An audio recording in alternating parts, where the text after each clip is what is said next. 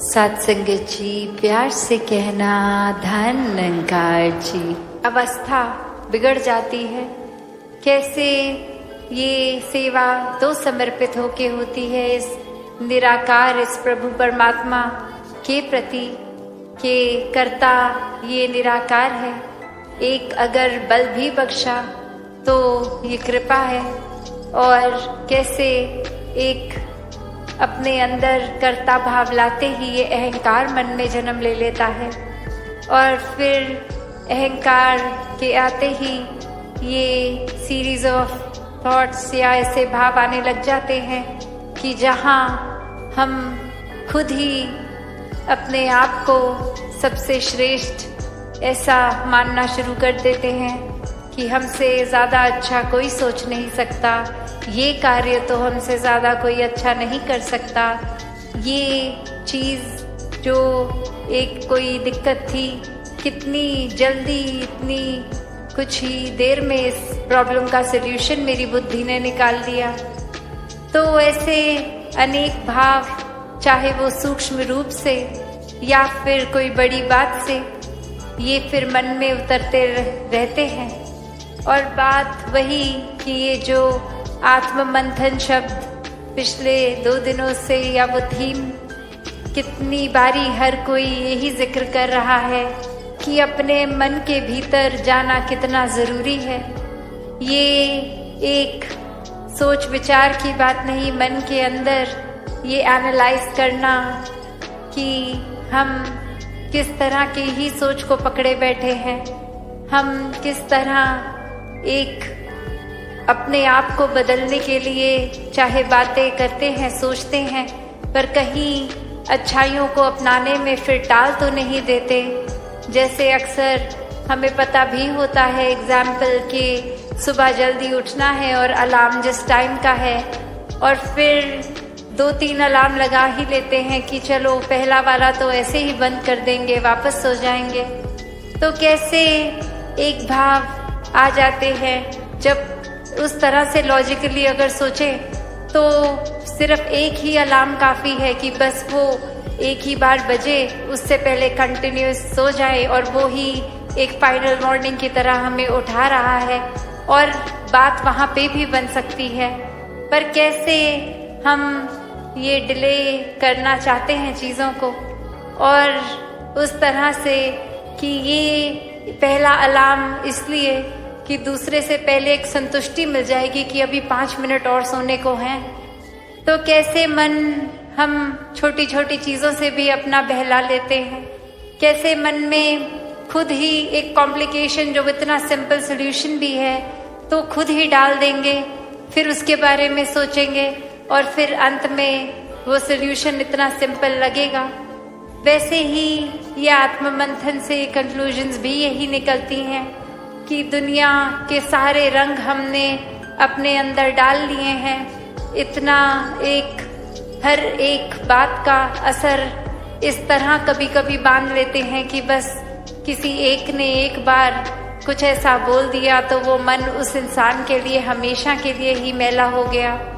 तो ये जब निराकार प्रभु को आधार लेते हैं तो वाकई ही फिर वो हमारा एक कंफर्ट का जोन जितना होता है उससे बाहर भी चले जाते हैं और मन फिर बहुत ही चीज़ों को सिंप्लीफाई भी कर लेता है कि ये दातार का अब आधार लिया है इस निराकार प्रभु परमात्मा का।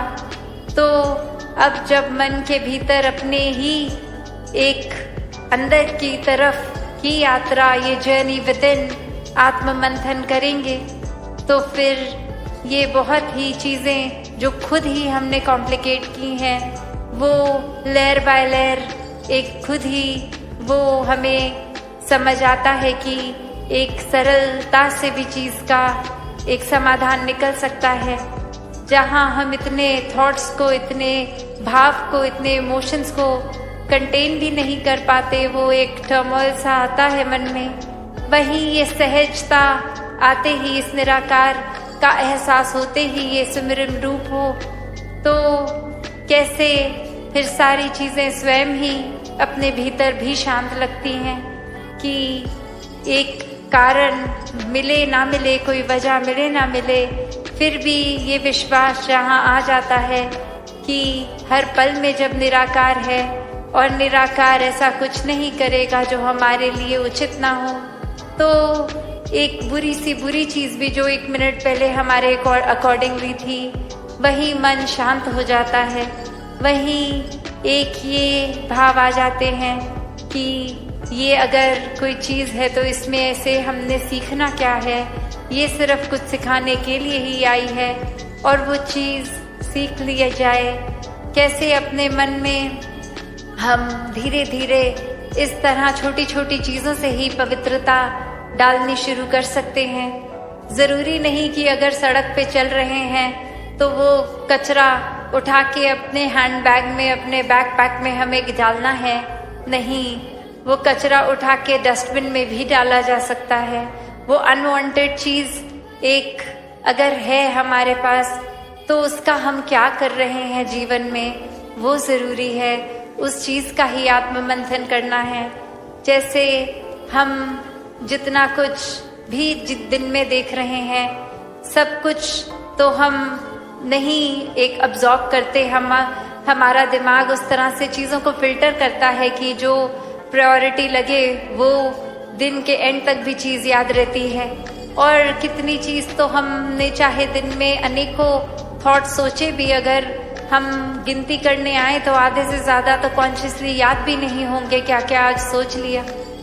तो बात वही कि क्या चीज़ को अपनानी है और कितनी देर के लिए अपनानी है। कुछ तो संत महात्मा किस पल में ऐसे अनमोल बात बोल देते हैं जो वाकई ही सुन के लगता है कि ये तो जीवन परिवर्तित करने वाली बात है, और वो वाकई ही बात जीवन भर के लिए टिक जाती है।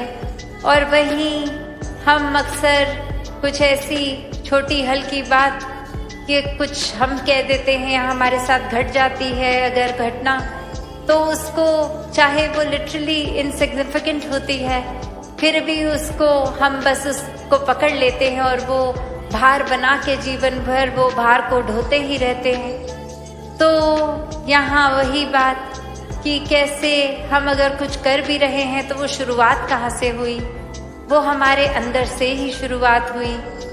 एक उदाहरण, ये एग्जाम्पल, जब भी हम कहीं अगर पहाड़ी इलाके किसी हिल स्टेशन में आते हैं तो अक्सर ऐसे पॉइंट्स होते हैं जहाँ से हमें लगता है हम अगर कुछ जोर से बोल रहे हैं तो वो एको करके वापस आता है हमारे कान में, वही बात, हमारे शब्द ही। तो हम जो संसार में डाल रहे हैं वही घूम के आ रहा है। और उसी तरह कैसे हम अगर कोई अच्छी बात बोल देंगे, घूम के अगर आ भी रही है, तो ये उन पेड़ों को, उन पत्थरों को कुछ उस अच्छी बात का असर हुआ नहीं। वहीं हम अगर कोई बुरी बात, कोई गाली गलौज भी जोर से बोल देंगे और वो हर जगह से हमारी ये साउंड फ्रीक्वेंसी ये छूती हुई वापस एको करके हमारे पास वापस शब्द अपनी आवाज़ में आ जाएंगे वो बुरे, तो भी क्या चीज़ों को जिनसे वो आवाज़ हमारी टकराई फर्क पड़ा नहीं, वो अभी भी वैसी की वैसी। तो एक बात वही कि अक्सर हम ये सोचते हैं कि हम अगर किसी को कुछ बुरा बोलेंगे तो अगला कितना परेशान होगा और ये उसको एक सबक मिलेगा कि कैसा महसूस होता है बुरे शब्द सुनना। उसके लिए बोल भी दे हम तो उस इंसान को उसी पत्थर और पेड़ की तरह हो सकता है कोई फर्क भी ना पड़े हमारे शब्दों का, पर वो वापस हम पर जब घूम कर आई, रात की नींद हमने खुद अपनी खराब कर लेनी थी। उससे एक रात पहले जो तैयारी कर रहे थे कि कल तो मौका मिलेगा, वो व्यक्ति मिलेगा, ये पॉइंटर्स बना लिए हैं, इसको बहुत सार्कास्टिकली उसके आगे रख दिएंगे, तो उसका मन कितना खराब हो जाएगा। तो कैसे अक्सर एक हम अपना ही, जैसे दासी वो एग्जाम्पल देती है कि अपना खुद का हम हाथ कितनी बार जला लेते हैं सिर्फ ऐसी कोई गर्म चीज़ पकड़ने के लिए, जो नियत रखते हैं वो गर्म चीज़ सामने वाले पे फेंकेंगे, अगला जल जाएगा। और वो निशाना हमारा लगे, उस इंसान को वो चीज़ ना लगे, पर जितनी देर वो चीज़ हमारे हाथ में है, हमारा हाथ तो कंपल्सरी ये एक जलेगा ही जलेगा, वो तो कोई दूसरा उसमें ऑप्शन ही नहीं है। तो चीज़ें क्या अपने पास रखनी है मन में, क्या नहीं। और सिर्फ ये कोई एक वो बात नहीं कि समाज में एक बिहेवियरल बात की ही ऐसी नहीं हो रही कि अच्छे कर्म या बुरे कर्म, वो भी एक ब्रॉडर, अगर आत्ममंथन की जहाँ बात हो रही है सब बातें उसमें आती हैं, पर असल में तो ये अपनी खुद पे काम करने वाली बात है, ये अपने सुधार की बात है। वो चाहे हर तरीके का हो, पर जिन्होंने ये स्पिरिचुअल ग्रोथ को ही प्राथमिकता दी है, आध्यात्मिक पहलू को अपने अंदर इतना आत्ममंथन करके पक्का कर लिया, ये प्रभु परमात्मा से अपना नाता और गहरा जोड़ लिया, तो अक्सर हम खुद ये महसूस भी करते हैं कि जब भी हम ऐसे फील करते हैं कि हम स्पिरिचुअली ग्रो कर रहे हैं, तो बाकी सोशल पहलू, बिहेवियरल पहलू, संसार के अपने व्यवहार, अपने सामाजिक रिश्ते सब खुद ब खुद बेहतर हो जाता है, क्योंकि मन हमारा एक टिक रहा है सही जगह। वो एक पॉजिटिविटी की शुरुआत होते हुए वो हर पहलू में जीवन के फिर एक रिपल इफेक्ट से पहुंचती है। तो मन ही हमारा अशांत हो तो वो अशांत हम खुद भी अंदर से महसूस करेंगे अशांति। और हम एक जिस तरह एग्जाम्पल दासी ने ये दिया कि जो शब्द बोलेंगे, अगर हम कुछ इरिटेट होके, एक चिड़चिड़ होके शब्द ऐसे बोलेंगे तो वो एक अंदर की स्थिति ही बाहर आई है, और वही हम पहुंचाएंगे और वही वापस मन को तंग करेंगे शब्द हमारे अपने खुद के हमें भी। तो ये अंदर ही इस तरह परमात्मा को एक हमेशा के लिए अगर धारण कर ले 24 घंटे के लिए, तो फिर वाकई ही इस एहसास में कि ये परमात्मा की जीवन में मौजूदगी है, ये परमात्मा तो हर समय ही अंग संग है, सिर्फ हम ही इससे दूर होते हैं।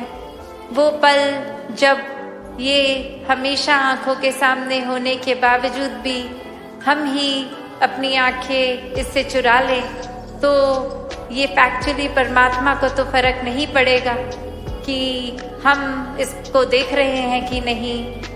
ये तो हमारी ही बेहतरी के लिए है कि हम वाकई ही अपना सुधार तब तक ही कर पाएंगे जब जब परमात्मा को मन में एक पक्की तरह विराजित कर लें। तो एक भाव यही हर किसी का रहता है, और पिछले 2 दिनों और आगे आने वाले दिनों में भी यही भाव आत्ममंथन का, जो ये एक एक्टिविटी की बात नहीं हो रही, एक इंटेलेक्ट की बात नहीं हो रही, पर ये वही बात कि कैसे चाहे हम अब गुणों को छोड़ें, गुणों को अपनाएं, एक अपना विश्वास किस तरह परमात्मा पे कायम रखें, क्या चीज़ों को एक नज़रअंदाज कर दें, किस चीज़ों को एक पक्का मन में बांधें, ऐसे अनगिनत पहलू ये सब फिर निराकार के ऊपर आधारित हैं। तो स्पिरिचुअल ग्रोथ तो होगी ही, साथ में पल पल हम एक उस पहलू को भी अपने मानवीयता जो होती है, एक ह्यूमन वैल्यूज़ की बात होती है, दैवीय गुण, वो भी और जीवन में मजबूत होते हुए सभी पहलू हमारे एक हमको ही एक हमारी ही बेटरमेंट के लिए है, हमारा ही सुधार हो रहा है।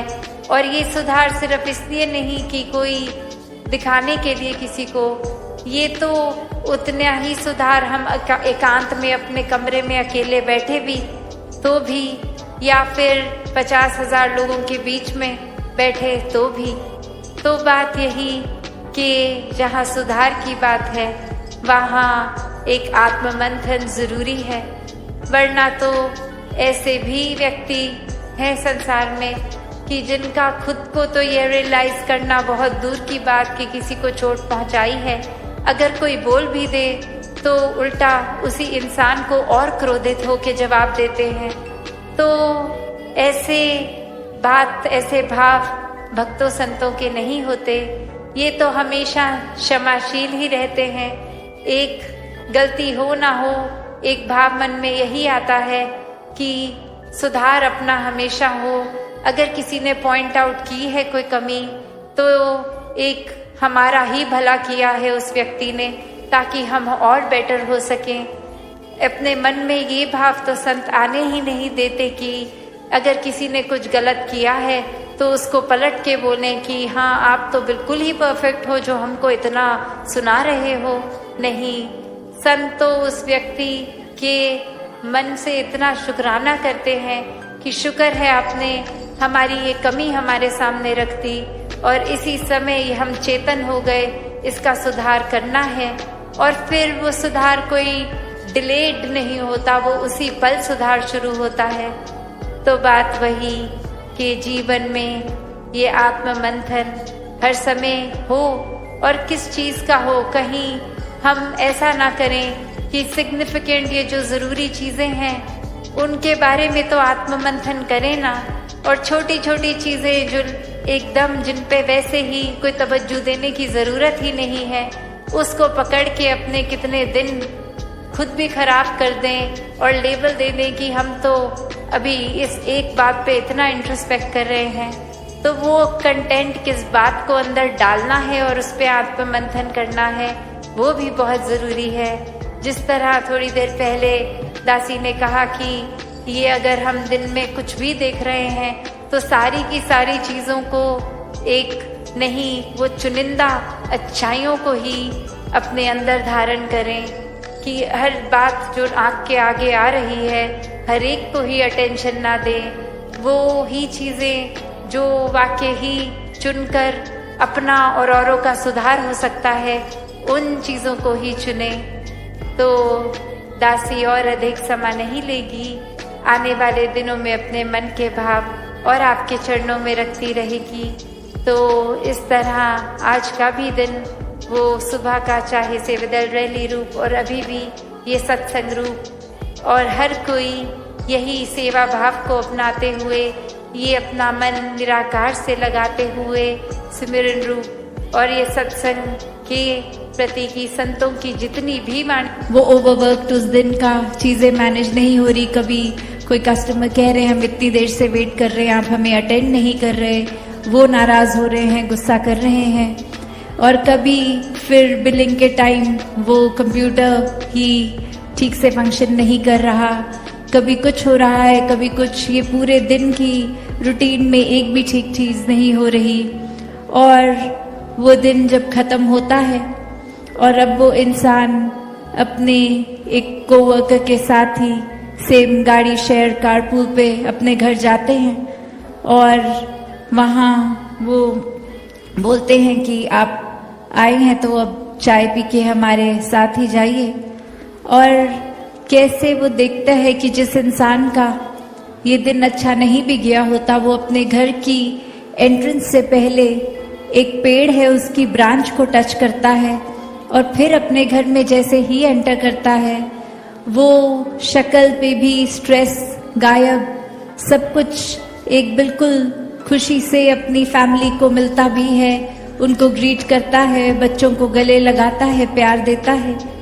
तो ये करने के बाद जब उसका फ्रेंड वापस एग्जिट कर रहा है घर से, तो वो सी ऑफ करने के लिए गाड़ी तक आए फिर से, तो वो कहते हैं कि ये मैंने आपसे पूछना है, आप पूरे दिन मैंने देखा कि ये दिन didn't go as you expected, ये बिल्कुल आपके मुताबिक अच्छा दिन नहीं रहा काम पे। फिर भी आप गाड़ी में भी जब मेरे साथ थे तो हमने कोई कॉन्वर्सेशन नहीं करी, आप बस अपने ख्यालों में एक इतने सोच में डूबे हुए ही आ रहे थे। एक वर्ड भी हमने गाड़ी में कॉन्वर्सेशन का शेयर नहीं किया। पर आप जब अपने घर एंटर करने लगे, आपने इस ट्री को छू दिया, एक उसके बाद आप अंदर गए तो बिल्कुल मानो जैसे आप एक अलग ही इंसान हो गए हो। तो ये कुछ बात समझ नहीं आई, ये बात समझाएं। तो वो इंसान आगे कहता है कि ये मैंने अपने ही कन्वीनियंस के लिए एक मेंटल ऐसे एक एसोसिएशन इस तरह से बना दी है इस ब्रांच से कि मैं अपनी पूरी दिन की वरीज लाके या इस पेड़ पे टांग जाता हूँ कि ये काम का स्ट्रेस अब मेरे साथ घर नहीं एंटर करता, तो वो वहीं सारा बोझ रह गया उस पेड़ के ऊपर और मैं अंदर बिल्कुल एक क्लीन स्लेट की तरह, एक फ्रेशनेस की तरह, एक घर वालों से जो प्यार मिलता है उनको भी वापस दे पाता हूँ। वरना अगर वही बोझ अंदर लेके आऊँ तो फिर वही दिन का इतना जो अच्छा ना गया हो वही एक इरिटेशन लेके मैंने भी आगे परिवार में वही दे देनी है, तो मेरा दिन तो नहीं अच्छा गया, आगे उन सबका भी मैं खराब कर दूंगा। तो इसलिए एक ये मैंने रूटीन सी ही बना ली है कि ऐसा करता हूँ। और फिर समझाता है कि पर कमाल की बात तो ये है, जब अगले दिन मैं बाहर फिर सोने के बाद एग्जिट करता हूँ अपना घर और उस पेड़ की तरफ देखता हूँ तो ऐसे लगता है जितना बोझ टांग के गया था अब तो काफी उससे हल्का होके बोझ टंगा हुआ है, क्योंकि घर पे इतने घंटे इतना प्यार जो मिला, इतना फिर से वो। साथ संगत जी, प्यार से कहना धन निरंकार जी। साथ संगत जी, कोई भी व्यक्ति आपके पास 3 कर्म से ही आता है, भाव से, अभाव से और प्रभाव से। यदि भाव से आया है तो उसे प्रेम दो, अभाव में आया है तो उसे मदद करो साथ संगत जी, और यदि प्रभाव से आया है तो प्रसन्न हो जाओ कि परमात्मा ने आपको इतनी क्षमता दी है। गुरु प्यारी साथ संगत जी, बड़े प्यार से कहिए जी धन निरंकार जी। साथ संगत जी, आप सभी महापुरुष सदगुरु माता जी के आशीर्वाद से सेवा सत्संग सुमरन करते हुए इनके चरणों में लगे रहे और आप सभी सुखी रहे, प्रसन्न रहे। साथ संगत जी, आज की साखी का नाम है किसी को भी हम प्रेम से कैसे जीत सकते। साथ संगत जी, एक देवरानी और एक जेठानी में किसी बात पर जोरदार बहस हो गई और दोनों में बात इतनी बढ़ गई साथ संगत जी कि दोनों ने एक दूसरे का मुंह तक न देखने की कसम खा ली और अपने अपने कमरे में जाकर दरवाजे को बंद कर लिया। साथ संगत जी, थोड़ी देर बाद जेठानी के कमरे के दरवाजे पर जेठानी कमरे के दरवाजे पर खटखटाती हुई आवाज आई। जेठानी थोड़ी ऊंची आवाज में बोली, कौन है बाहर से? आवाज आई साथ संगत जी, दीदी मैं जेठानी। जेठानी ने जोर से दरवाजा खोला और बोली, अभी तो बड़ी काम का कर गई, अब यहाँ क्या लेने आई हो?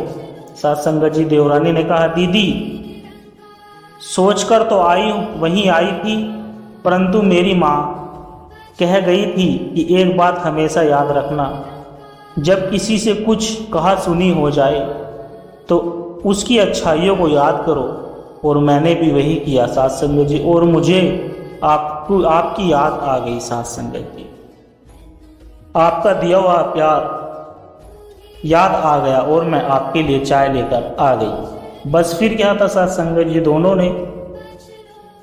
दोनों ने रोते रोते एक दूसरे को गले लगा लिया और साथ में बैठकर के आपस में चाय पीने लगी। साथ संगत जी, जीवन में क्रोध को क्रोध से कभी नहीं जीता जा सकता, कभी भी अग्नि को अग्नि से नहीं बुझाया जा सकता। समझदार व्यक्ति बड़ी से बड़ी बिगड़ी हुई स्थितियों को 2 शब्द प्रेम के बोल करके संभाल लेते हैं। साथ संगत जी, प्रेम सबसे बड़ी चीज है। हर स्थिति में संयम और बड़ा दिल रखना ही श्रेष्ठ है साथ संगत जी। काफी समय से दीदी जी की तबीयत बहुत खराब थी। घर पर ही 2 नर्स उनकी देखभाल कर रही थी। डॉक्टर ने भी अपने हाथ उठा दिए थे और कहा था कि जो भी सेवा करनी है दादी जी की सेवा कर लीजिए, दवाइयाँ अब अपना काम नहीं कर रही है। उसने घर में ही अपने बच्चों को बुला लिया साथ संगत जी। काम के कारण दोनों मियाँ बीवी काम पर चले गए। दोनों बच्चे बार बार अपनी दादी को देखने के लिए जाते थे। दादी ने आंखें खोली तो बच्चों से लिपट गई। दादी बोली, पापा कहते हैं कि आप बहुत अच्छा खाना बनाती है, हमें हॉस्टल का खाना अच्छा नहीं लगता, क्या आप हमारे लिए खाना बनाओगी? नर्स ने बच्चों को डांटा और बाहर जाने के लिए कहा। अचानक से दादी जी उठ गई और नर्स पर बरस पड़ी। फिर क्या? दादी जी ने कहा, आप जो यहाँ से आपको मेरे बच्चों को डांटने का हक किसने दिया? खबरदार, अगर मेरे बच्चों को डांटने की भी कोशिश की। तब नर्स कहती है, सत्संग जी,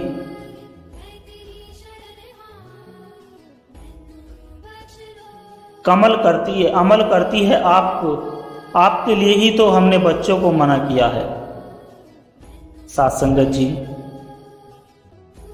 आपके लिए ही तो हमने बच्चों को मना किया है। बार बार आते जाते हैं आपको देखने के लिए और डिस्टर्ब भी करते हैं आपको। अरे इनको देखकर मेरी आंखों को सुकून मिलता है, तुम क्या जानोगी? तब फिर दादी जी ने कहा, ऐसा कर, मुझे नहाना है, मुझे बाथरूम तक ले जा। सत्संगत जी,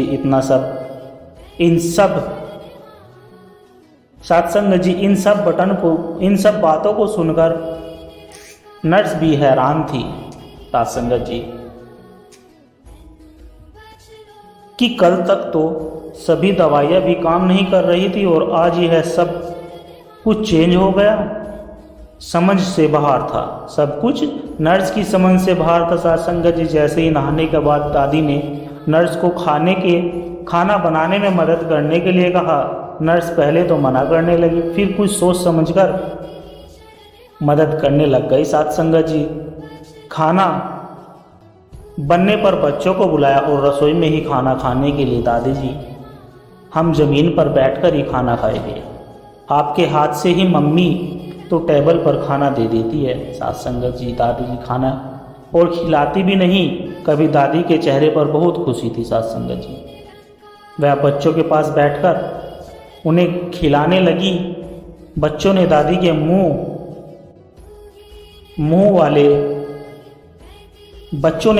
मुंह में निवाला दिया। दादी की आंखों से आंसू बहने लगे। सत्संगत जी, बच्चे बोले, दादी आप क्यों रो रही हो? दर्द हो रहा है क्या? मैं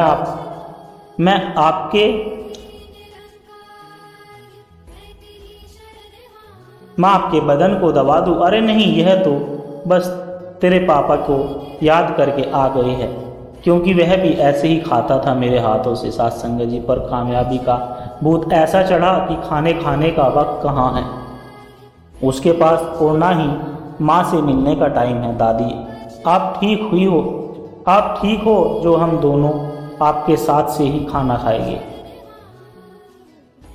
और पढ़ने कौन जाएगा? दादी बोली, तुम्हारी माँ रहने देगी क्या तुमको? दादी, अब हम कहीं नहीं जाएंगे, यहीं पर रहकर ही पढ़ाई करेंगे। दादी ने बच्चों को समझाने लगी। नर्स ने इलाज किया। सत्संगत जी, इस अनोखी दवाई थी सत्संग। दादी ने नर्स से कहा, आज के डॉक्टर और नर्स क्या जानते हैं भारत के लोगों को 100 साल तक वह कैसे निरोगी रहते थे। छोटा सा एक गांव, सुविधा को कोई नहीं थी। सत्संगत जी, गांव में सुविधा कोई नहीं थी। हर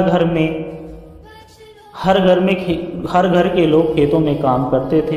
कैन से पानी लाना, मसाले कूटना, दही बिलोना, मक्खन निकालना।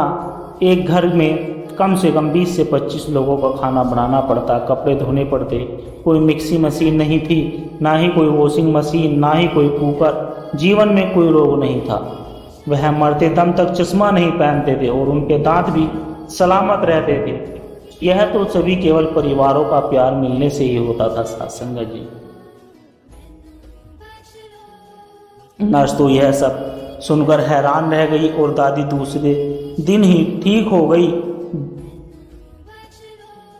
बिना किसी दवाई के ठीक हो जाता था पहले व्यक्ति, और अब दवाई भी ठीक नहीं कर सकती। हमें भी अपने परिवार से ऐसे ही प्रेम करना है।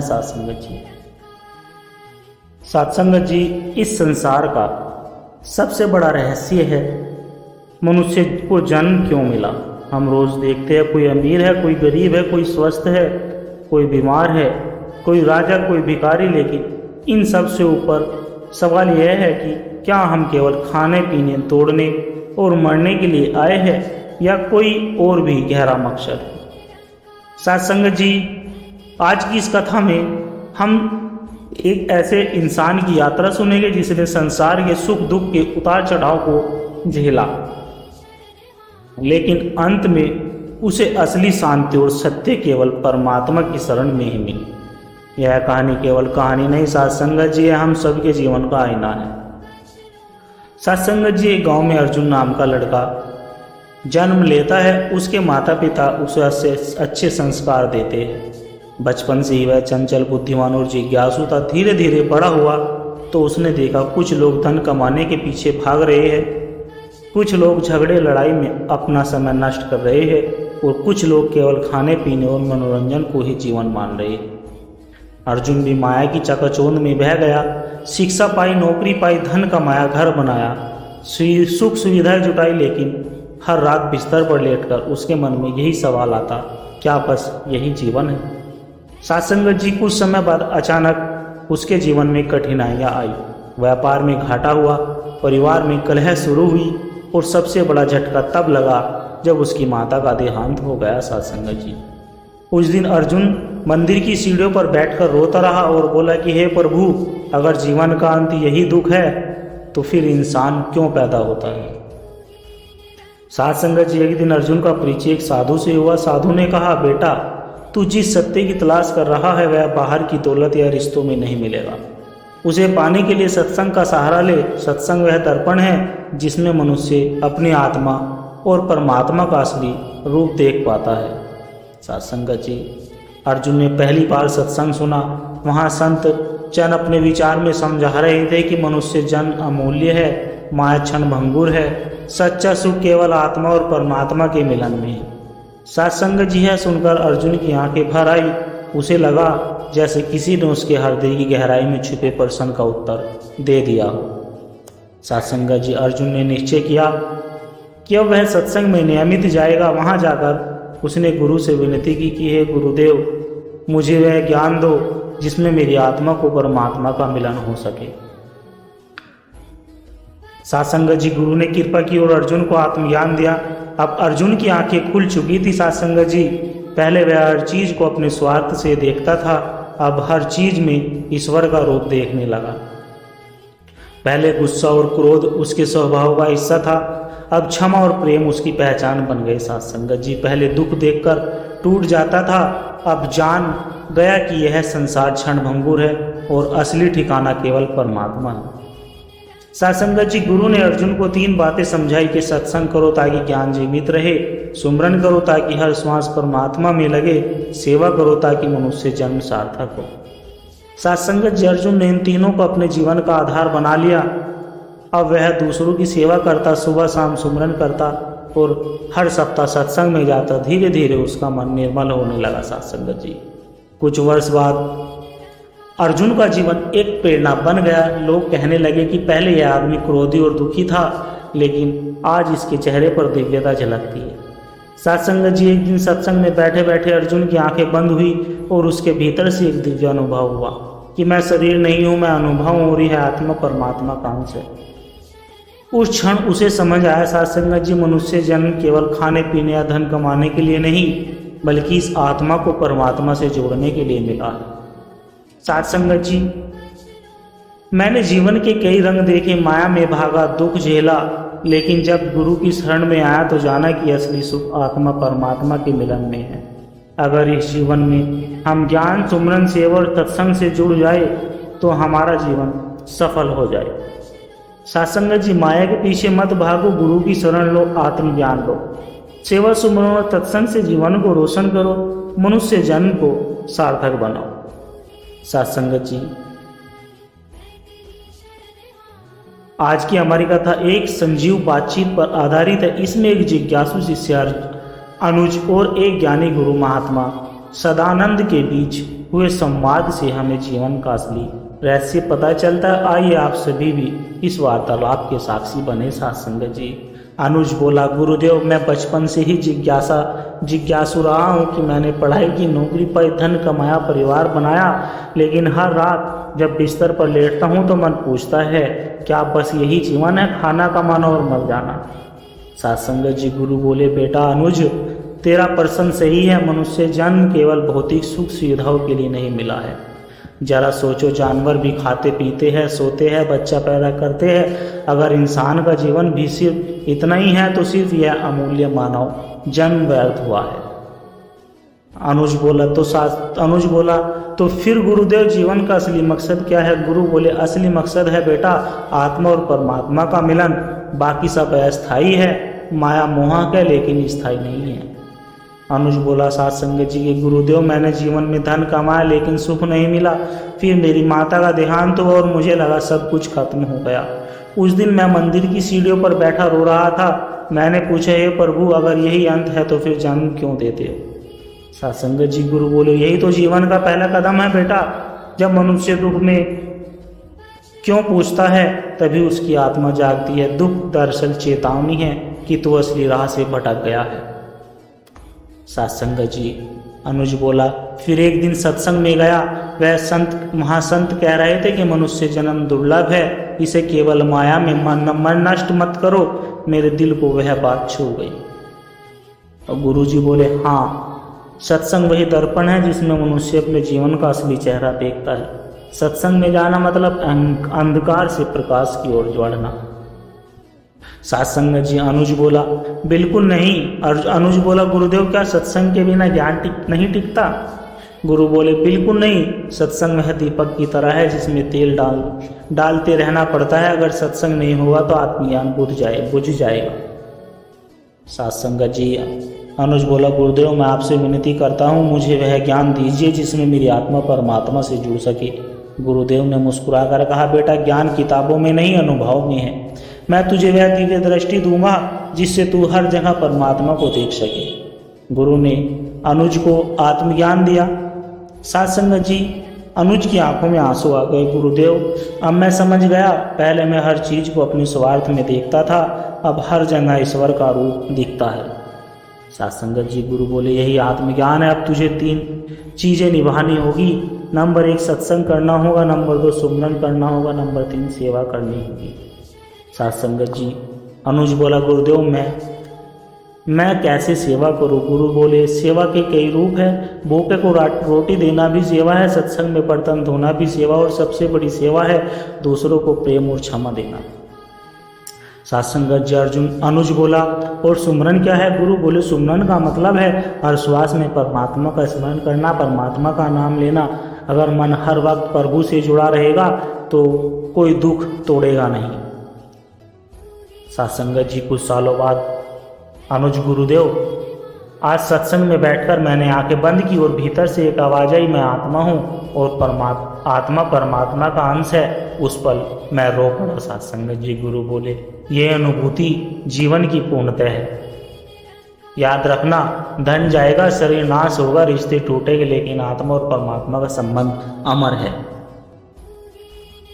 सत्संगत जी अनुज सत्संगत से बोला कि सत्संगत जी, मैंने माया का आकर्षण भी देखा और दुख का दर्द भी, लेकिन जब गुरु की शरण में आया तो जाना कि असली सुख सेवा, सुमरन और सत्संग में है।